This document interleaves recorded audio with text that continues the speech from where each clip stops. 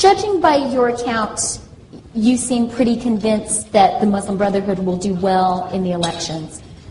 What's the consequence if they win? What does Egypt look like after that? They will they won't come up with all the agenda from the beginning. They'll take it step by step. But if you look at the end result, I see an Egypt that could be thrown back into mid ages. I see laws into the Middle Ages. Yeah, because they will come up with laws that says I'm quite fanatic about my scotch in the evening. So I mean, like, I don't like anybody telling me that I can't drink, or I don't like anybody telling me how my wife should be dressed like. I mean, his mom is very, open-minded, beautiful, yes, and she dresses completely, I would say, in Saint-Tropez style, very little long, so. So I'm sure she's not going to appreciate very much people telling her how she should be dressed, And as trivial as these small things appear, but it is your personal freedom. Only God can make everybody accountable. He has not given a mandate or to someone to come on earth and tell us what to do. I mean, I am a Christian. I don't go and confess to my priest because I have a direct connection. Does God talk back? Yeah, it's like I'm going to tell him the story and he's going to tell God. I want to tell God immediately what's happening. And do you think, how far do you think if the Muslim Brotherhood does well in the elections, how far will they go? Is Sharia law likely? Yeah, Sharia law, the dress code, the no alcohol, tourism will suffer. The minorities and Christians like us and Copts will suffer because even now we are suffering. So what if they come? We suffered also under Mubarak. I mean, look, since January, 5 churches have been burned and ransacked completely. And not one has been made accountable for that. You see, if you apply the rule of law and order, nobody would be upset. You won't have any demonstrations. This guy burns a church, he goes to trial, he gets a sentence, okay. And why is that not happening? Because they don't want to confront these fundamentalists, these extremists, because they are... scared? They're scared to confront them, and they are worried if they confront them that they will initiate another reaction, Okay, but I mean, either you implement the rule of law and order or you don't. And then what are these poor Christians going to do? It's not a small minority, they're 12 million. Where the hell are they going to go? I mean, even Canada cannot absorb 12 million Egyptians, You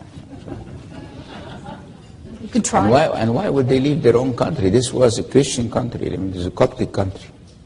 The Islam came in the 7th century, and many of the Copts kept their religion, kept their faith, and we believe this is our country. So what you need is to draw similar situations in history. When the Iranian revolution happened, everybody thought the Shah was a dictator, the Savak was torturing people, so good riddance, and we'll have a democracy. And then what? We end up with a Khomeini that sends little kids with a key, tells them go and kill some Iraqis and don't worry, if you die you will go to heaven. 16 years old kids with the machine guns. So, what should Canada do? I think what they should do, like the rest of the West, they should have not watched this development as if nothing is happening, because it's not a fair fight. The the Muslim brothers are getting funding from Qatar. I said that to the Emir's family. I told them in the face. And what did he say? How did they respond? Well, they said it must have been Sheikh so-and-so or Sheikh so-and-so or this so. I don't know. I mean, it's $100 million for Qatar. It's like $1 from my pocket, not a big deal, So how would they know who did this? And they know. And Saudis are financing the Salafis. And these liberal people, we are not financed by anyone.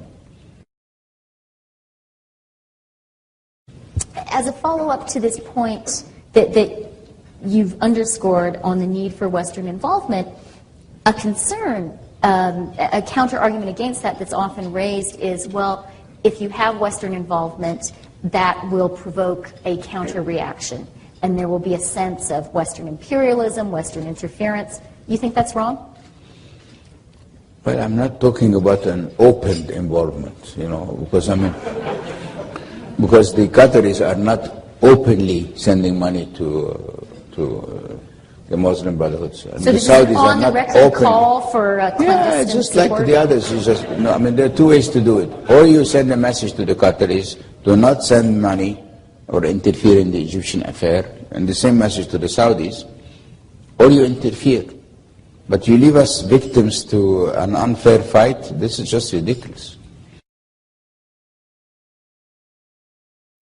Is there any Erdogan in Egypt? Sorry? Is there any Erdogan or any Ataturk in Egypt that you see right now? Many, but they are scared.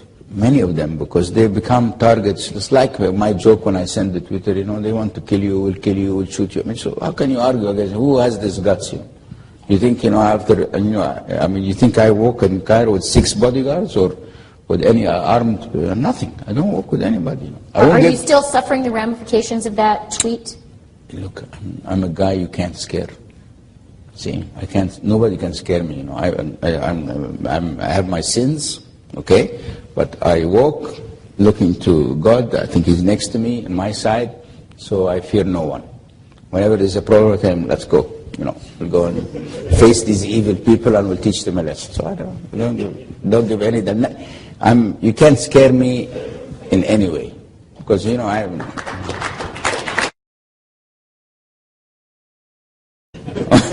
But you did turn off your cell phones.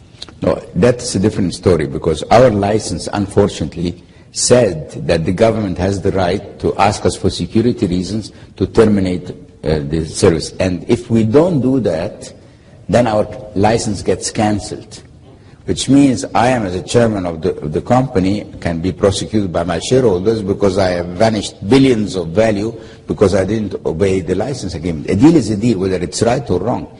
But who would have imagined when we signed that deal that the government would want really to shut down the service because of the demonstrations? So we had no choice. You don't regret that decision? I had no choice. We're going to go out. I have my son here, and you're going to go out. We've got a bunch of guys here, and we're going to get drunk because we're not sure when I go back to Egypt to still be serving alcohol or not. So.